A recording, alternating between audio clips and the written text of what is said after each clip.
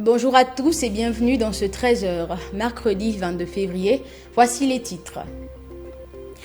Grande école, la 26e promotion de l'ENES en grève de la faim.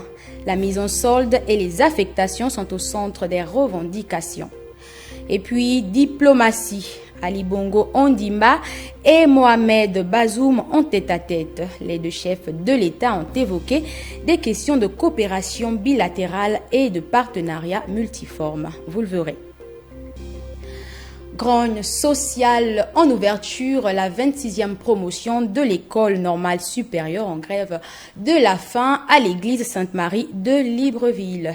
La mise en solde et les affectations sont au centre des revendications posées par les grévistes. Jessica Ondjoa, reportage. C'est une promotion qui visiblement est en proie à des difficultés depuis la fin de la formation. Après l'école normale supérieure de Libreville, les affectations, la mise en solde et autres revendications posent un véritable problème. Ils se sont regroupés à la cathédrale Sainte-Marie pour une grève de la faim. Ça fait 2 ans maintenant que nous sommes à la maison, sans affectation, sans mise en solde. Et jusqu'à présent, on n'est que dans les promesses. Et nous avons dit, on en a marre d'être dans les promesses. On a pris cette décision-là de venir se positionner ici pour faire une grève de la faim parce que on n'en peut plus. On ne peut plus nourrir nos familles. On ne peut plus rien faire. Les petites bricoles de gauche à droite, c'est difficile. Alors qu'on sort des écoles. Faire l'école, c'est un problème. Ne pas faire l'école, c'est un problème. On a eu des concours, on a fini la formation. Notre volonté, et du moins ce que nous attendons, c'est que au plus tard, le mois de janvier, toute la promotion devait déjà avoir des matricules et être mise en solde. Chose qui ne s'est pas faite. Et nous ne savons pas quand est-ce cette promesse va être effective. Donc nous sommes dans l'expectative. Et cette expectative nous pousse à nous réunir aujourd'hui, à venir dormir à la Belle Étoile parce que nous n'avons plus de logement.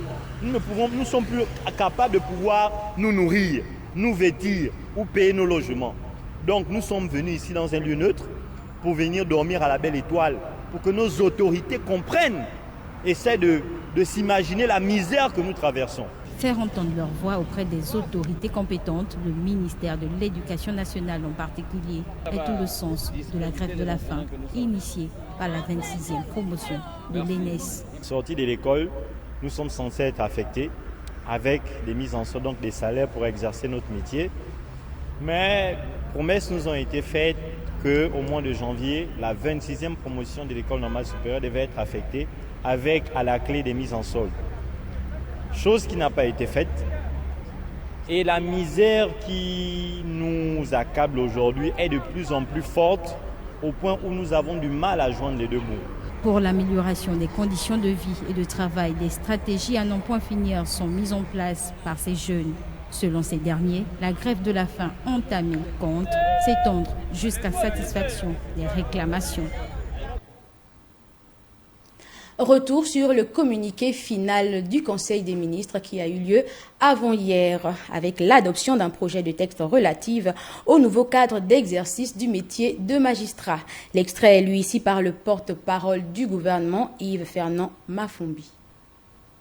Ministère de la Justice, garde des Sceaux et chargé des droits de l'homme et de l'égalité des genres. Projet de loi portant statut des magistrats.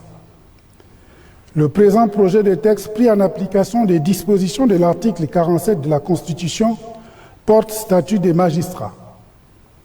Il s'inscrit dans le cadre de la réforme globale du service public de la justice et s'attache à redéfinir le cadre d'exercice de la profession de magistrat d'une part et à améliorer les conditions d'exercice de cette haute fonction de l'État, aussi bien pour ce qui est des moyens de mise en œuvre de leur mission que les conditions de vie et d'entretien des membres de ce grand corps d'État, d'autre part. Aussi, le texte présenté se distingue-t-il par certaines innovations dont la création dans chaque juridiction d'un organe de veille déontologique du magistrat, l'exigence d'une expérience minimale pour l'accès aux fonctions de responsabilité, la limitation de l'accès à la position de détachement aux seuls magistrats hors hiérarchie et du premier grade, l'augmentation de l'âge de départ à la retraite pour tous les magistrats avec dès 60 ans la possibilité d'ouverture de droit à la pension. Les magistrats à l'école, c'est dans le cadre d'un séminaire de formation qui va durer 3 jours. L'exercice sera consacré à la lutte contre l'impunité des crimes contre les journalistes et la liberté d'expression. Une initiative de l'UNESCO, l'Organisation des Nations Unies pour l'éducation, la science et la culture. C'est un reportage de Carmen Ehegui. Au 2e étage de l'École nationale de la magistrature, plus de 70 personnes étaient réunies pour ce premier jour de séminaire. Mesdames et messieurs les conférenciers, les consultants, chers collègues magistrats, mesdames et messieurs, je vous souhaite une chaleureuse bienvenue dans ce sanctuaire du savoir. Ce rendez-vous initié par l'UNESCO s'inscrit dans un contexte mondial critique pour la profession des journalistes. Plus de 1700 journalistes tués de 2003 à 2022, soit 80 par an, nous interpellent tous, et en particulier nous les magistrats chargés au quotidien de les juger, mais aussi d'assurer leur protection. Car c'est la loi qui est en première ligne, l'instrument appelé à assurer le respect du droit professionnel et surtout le respect de la vie humaine, fut-elle celle des journalistes. Nous ne mettrons pas de signaler également les arrestations, les enlèvements, les disparitions, les incarcérations parfois arbitraires ou abusives, dont ces derniers sont très souvent encore les victimes dans les pays à fort déficit démocratique. Au programme, les magistrats conviés pourront assister à des ateliers qui permettront de promouvoir aux professionnels gabonais les directives internationales en matière de liberté d'expression. Ce séminaire devrait donc permettre aux magistrats de l'ordre judiciaire appelés à y prendre part en ce qui sont les garants de liberté fondamentale d'être outillés en matière de normes internationales et régionales relatives à la liberté d'expression, à l'accès à l'information et à la sécurité des journalistes. À terme, il leur est proposé de rédiger une note pour connaître leurs besoins afin de mener à bien des actions de protection des journalistes. Le Gabon, bien que meilleur élève d'Afrique centrale, ne se classe que 105e sur 180 au classement des pays respectant au mieux la liberté d'expression.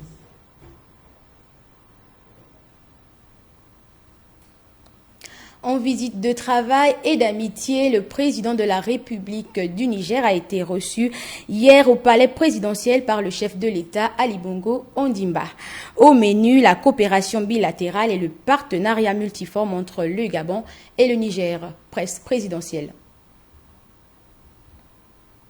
Libreville, palais présidentiel.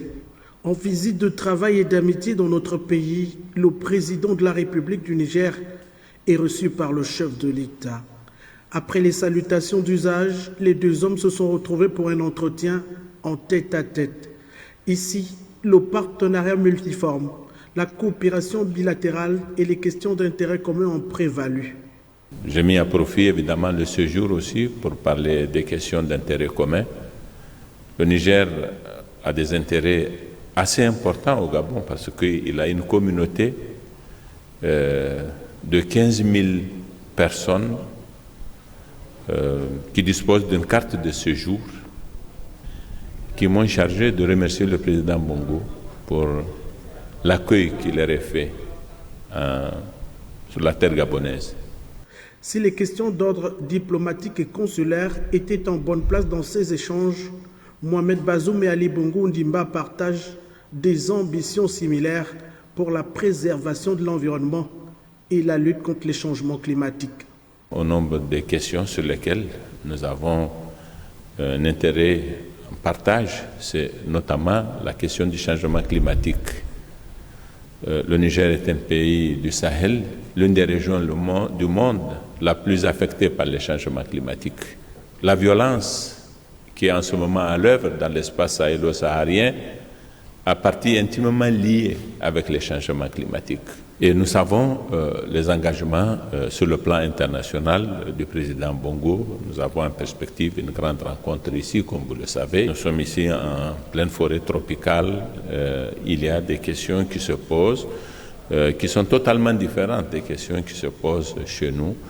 Et évidemment, je n'ai pas manqué d'encourager le président Bongo à poursuivre ce combat parce que cette forêt, vous y êtes, c'est vrai les Gabonais, mais elle nous sert à nous tous. C'est un patrimoine de l'humanité. Ce séjour d'amitié et de travail intervient après la rencontre des 2 hommes d'État en septembre 2022 à New York aux États-Unis, en marge de l'Assemblée générale des Nations unies. Il intègre le contexte global du renforcement de l'axe Libreville-Niamey, régi par des accords de coopération multiformes depuis plus de 4 décennies, avec des perspectives de développement favorables à l'épanouissement et à l'essor socio-économique du Gabon et du Niger.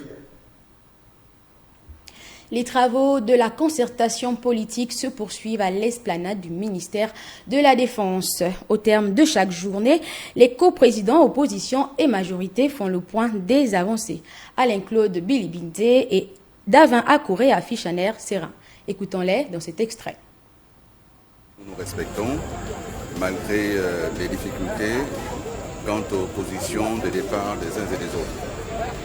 Nous sommes parvenus maintenant à entamer le deuxième point de notre ordre du jour, à savoir les questions électorales. Et sur ce point précisément, c'est l'opposition qui a présenté différentes demandes en plusieurs points qui vont des réformes électorales jusqu'à la question de la biométrie et d'autres éléments que nous examinerons dans le cadre de nos échanges. Et nous sommes donc favorables à mettre tout sur la table et à discuter dans la sérénité en ayant comme pour boussole le seul Gabon et la volonté de faire évoluer notre pays. C'est ça qui nous anime et fort heureusement, c'est aussi l'état d'esprit qui anime l'opposition. Les questions électorales constituent le principal apport de l'opposition dans cette concertation. Ce que nous espérons, c'est de pouvoir améliorer le code électoral, que nous puissions être sûrs d'un minimum de transparence et que nous allions avec le cœur, si vous voulez, serein aux élections. Donc tous ces aspects qui concernent les opérations avant le vote, pendant le vote et après le vote seront abordés. Il y a également un point très important, c'est que les décisions qui vont être prises ici seront traduites en loi ou alors en décret, des actes réglementaires. Il va falloir que nous puissions réfléchir à cette question, c'est important. Parce que si nous passons plusieurs jours à discuter, à échanger et à arriver à certaines conclusions, ces conclusions, nous espérons qu'elles ne seront plus modifiées. Donc nous devons nous organiser pour que même si la transformation en texte réglementaire ou en texte de loi se fait, tout ce qui a été décidé ne soit pas dénaturé. Nous poursuivons avec cette concertation politique et pour en parler, nous recevons sur ce plateau Estelle Mvan du desk politique de notre rédaction. Estelle, bonjour. Bonjour Leslie. Bien, après 4 jours de travaux, que peut-on retenir de cette concertation politique ? Alors, ce qu'on va déjà retenir, c'est que les discussions se poursuivent dans la sérénité, on vient de le voir. Les travaux ont débuté le jeudi 16. Voilà, il y a eu 2 jours de stop, on peut le dire comme ça, et les travaux ont normalement débuté le jeudi 16. Et on ne va pas aller dans le détail du bureau de la concertation, mais on a 2 coprésidents. Et le coprésident du côté de la majorité, c'est Alain-Claude Bilibinde, le Premier ministre. Et le coprésident du côté de l'opposition, c'est Seraven Davin Akouré, qui est le président honoraire du parti Les Démocrates, le parti de Guy Zobadama, pour que les téléspectateurs soient fixés.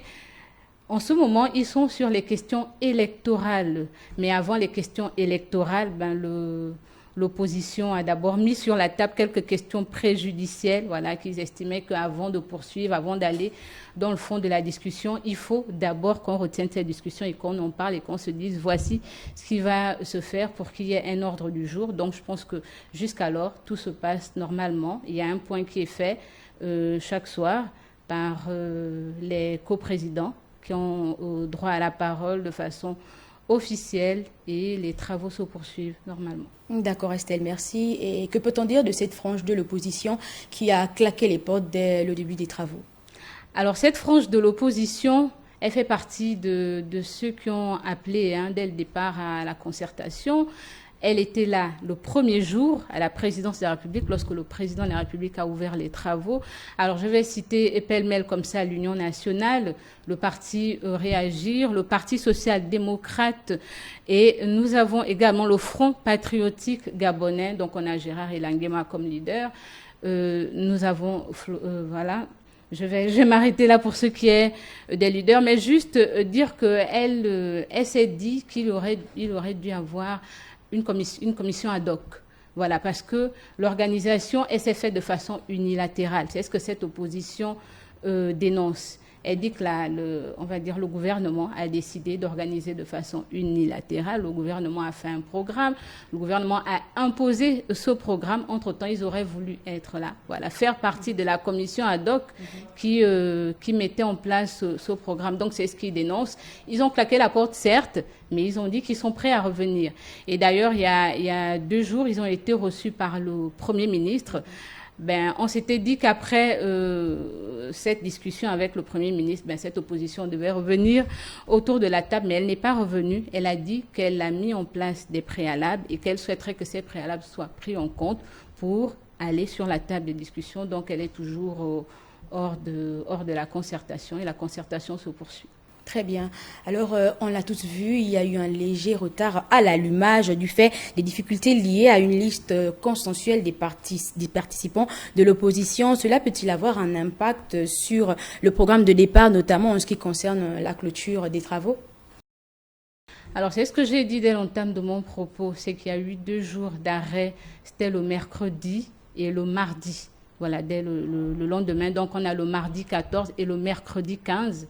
Il n'y a pas eu de travaux parce que vous venez de le dire, hein, il n'y avait pas de liste consensuelle de l'opposition. Le ministère de l'Intérieur, sinon le gouvernement a décidé de prendre ses responsabilités en ayant une liste sur des critères bien établis. Alors, je vais rappeler ces critères. Il y avait la représentativité au sein des 2 chambres du Parlement, des conseils locaux, la prise en compte des noms mentionnés 2 à 3 fois sur la liste établie. Et je vais juste rappeler avant de terminer, c'est qu'au départ, c'était 30 pour la majorité et 30 pour l'opposition. Donc, 30 participants, soit 60. Avec ce que l'opposition a eu à dire, le président de la République avait décidé qu'il y ait 10 participants en plus. Donc, c'est désormais 40. Mais actuellement, il y a quand même une dizaine d'absents sur la table de l'opposition. Si on s'en tient au fait qu'il y a une majorité qui n'est pas là, voilà, une partie de l'opposition qui n'est pas là, et 2 jours d'arrêt, on aurait dû les travaux, selon le programme établi, du 13 au 23. Donc, les travaux devraient prendre fin demain jeudi. Mais on attend la décision qui sera prise peut-être ce soir, parce que les discussions ne sont pas terminées. Donc, sûrement, ces 2 jours seront rajoutés et peut-être que les travaux prendront fin le samedi ou un peu après. Donc, nous attendons la décision qui sera dite par rapport à ce qui va être décidé de façon sûrement consensuelle ou pourquoi pas par le président de la République aussi. Alors, merci beaucoup Estelle pour ces différentes explications au sujet de la concertation politique.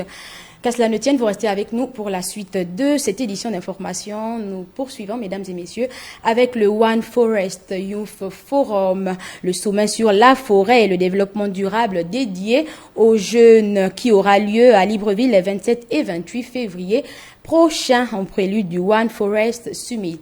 Ce sont près de 400 jeunes venus du monde qui sont attendus à cette grande messe verte. C'est un reportage d'Estelle Amvan. Les jeunes ne sont pas en marge des problématiques liées à la forêt et au développement durable. Ils comptent bien jouer leur partition au cours du One Forest Summit qui se tiendra très prochainement au Gabon. Pour se faire entendre, ils ont décidé de se réunir un peu plus tôt autour d'un événement dédié, le One Forest Youth Forum. Les 27 et 28 février, Libreville sera donc la capitale de la jeunesse verte. Les organisateurs annoncent la participation de plus de 400 jeunes experts et leaders jeunesse sur des questions forestières.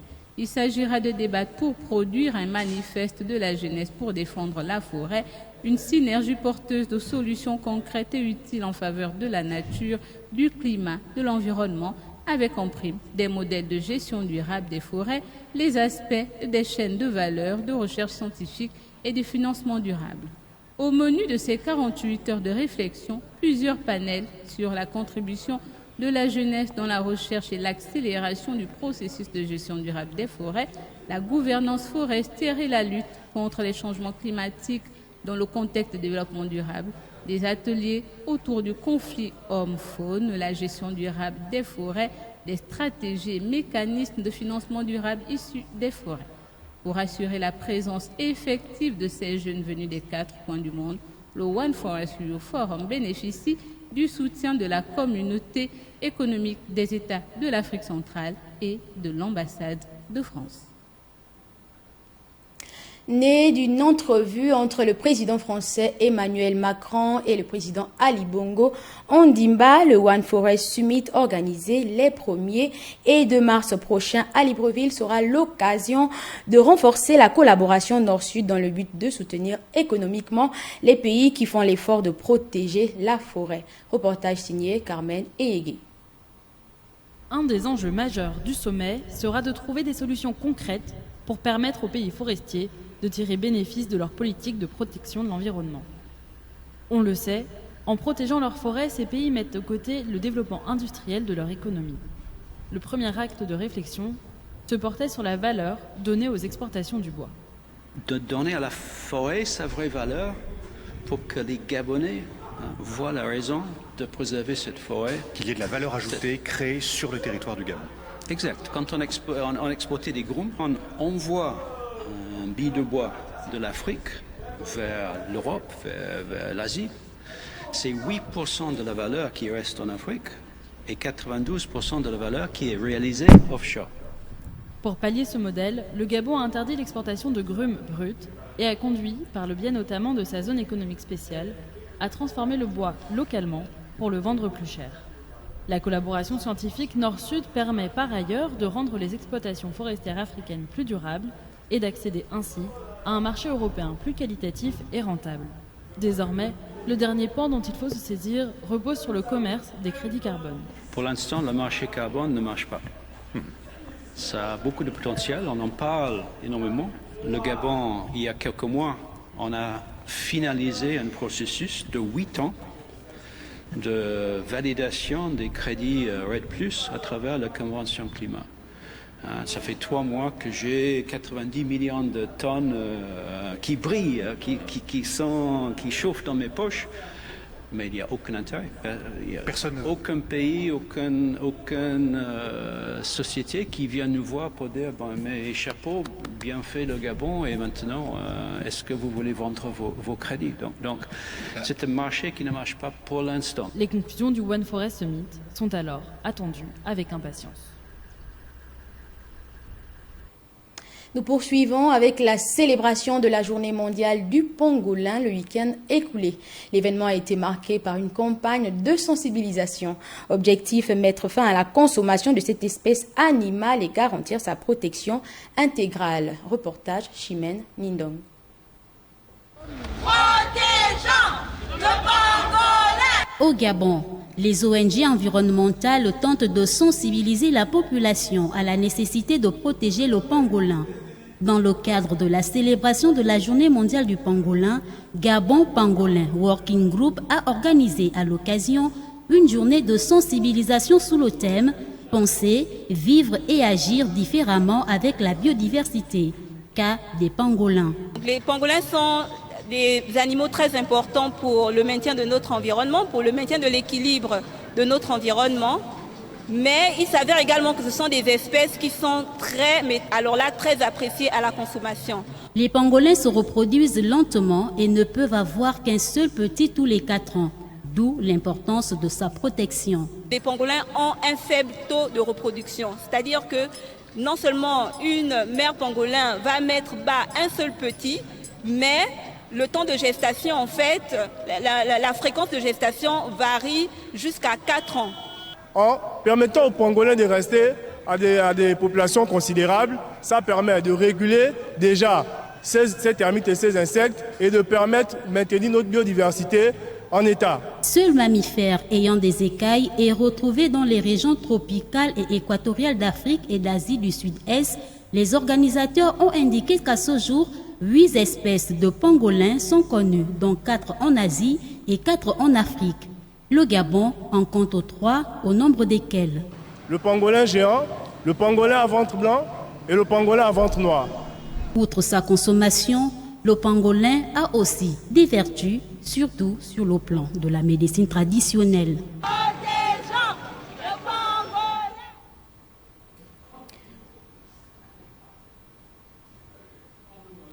Cap au Burkina Faso, 51 personnes ont été tuées avant-hier dans la région du Sahel. Et selon un bilan provisoire de l'état-major général des armées, des combats violents ont opposé des militaires burkinabés à un groupe armé terroriste entre Oursi et Déou, dans la province de Loudalon. C'est un récit de Ralph Lenyongo. Il est possible que ce bilan s'alourdisse dans les heures qui vont suivre car plusieurs soldats manquent toujours à l'appel. 80 personnes sont encore recherchées selon une source sécuritaire. Les blessés sont soignés dans les centres médicaux appropriés pour une prise en charge. Et les hélicoptères de l'armée de l'air ont commencé à transférer sur Ouagadougou les dépouilles des soldats tombés durant cette attaque. Selon l'état-major général des armées, les soldats burkinabés étaient en mouvement quand ils ont été attaqués par des hommes armés. Les autorités précisent que l'unité a été ciblée par une attaque complexe et il s'en est suivi de violents combats. L'attaque s'est déroulée entre Oursi et Déou dans la région du Sahel, non loin de la frontière avec le Mali. Des renforts aériens ont été envoyés sur place durant tout le week-end. L'intensification des actions aériennes a permis de neutraliser une centaine de terroristes et détruit plusieurs véhicules ainsi que du matériel de combat. Les assaillants tentaient de s'échapper par la frontière nord vers le Mali quand ils ont été visés par l'armée de l'air burkinabé. L'état-major a diffusé des séquences vidéo de tirs de drones. L'état-major a invité l'ensemble des forces armées nationales à maintenir la mobilisation qui a permis d'engranger des victoires importantes ces dernières semaines. L'attaque du 17 février reste la plus meurtrière au Burkina Faso depuis celle d'Inata qui avait coûté la vie à 57 gendarmes en novembre 2021. Et puis, le président comoréen Azali Assoumani, porté à la tête de l'Union africaine, doit faire face aux différents défis qui minent le continent africain. C'est un récit de Ralph Lenyongo. Oui, des défis, il y en a sur le continent et des interrogations taraudent les esprits des uns et des autres. Comment mettre fin à la guerre dans l'est de la République démocratique du Congo? Comment réagir au coup d'État en Afrique de l'Ouest? Comment réconcilier l'Algérie et le Maroc? Telles sont les problématiques urgentes sur lesquelles le nouveau président de l'Union africaine devrait se pencher au plus vite. Ne pas oublier la remise sur les rails des marchés communs africains qui tardent à se concrétiser. L'Afrique doit s'unir pour assumer son émancipation économique, comme l'écrivain Kwame Nkrumah, ancien président du Ghana. Ainsi, ce marché donnera un coup de pouce à la croissance économique avec l'ouverture de nouveaux débouchés pour les entreprises et multipliera les opportunités d'emploi. L'Union africaine devra opérationnaliser la zone de libre-échange continentale africaine. Projet à multiples facettes qui peine à entrer en vigueur depuis son lancement en 2012. Jusqu'ici, la deuxième plus grosse économie du continent, forte de 190 millions d'habitants, avait suspendu sa participation. Seuls 24 pays sur une cinquantaine ont donné leur accord pour le lancement du projet. Il incombera à Azali Assoumani d'en convaincre le Nigeria et les autres. L'Union africaine doit pouvoir lever tous les obstacles liés notamment au problème de convertibilité des monnaies des pays membres et de leadership entre dirigeants. L'Afrique est surtout victime des crises économiques et alimentaires consécutives à la pandémie de la Covid-19 et la guerre en Ukraine, et même des crises sécuritaires aux 4 coins du continent. Il faudra la relancer sur le plan économique. L'agro-industrie n'est pas en reste. Le Soudan de l'après Omar el-Béchir, qui va également de putsch en putsch, est un client important de l'Union africaine qui affiche résolument son combat contre les coups d'État militaires. La tâche d'Azali Assoumani, qui a été mise en première ligne pour y faire face, ne sera pas des plus faciles.